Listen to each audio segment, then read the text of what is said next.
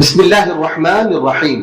हजरत जाबिर इब्न अब्दुल्लाह रज़ियल्लाहु अन्हु फरमाते हैं कि नबी करीम सल्लल्लाहु अलैहि वसल्लम ने फरमाया, मन क़ाल हीन यस्मउन निदा, जो शख्स अज़ान सुनकर ये दुआ पढ़े, अल्लाहुम्मा रब्ब हाज़िहि दअवति ताम्मा वस्सलातिल क़ाइमा आति मुहम्मदनिल वसीलता वल फ़ज़ीलता वबअथहु मक़ामन महमूदनिल्लज़ी वअदतह हल्लत लहू शफ़ाअती यौमल क़ियामा, तो क़ियामत के दिन उसे मेरी शफ़ाअत नसीब होगी। सही बुखारी 614।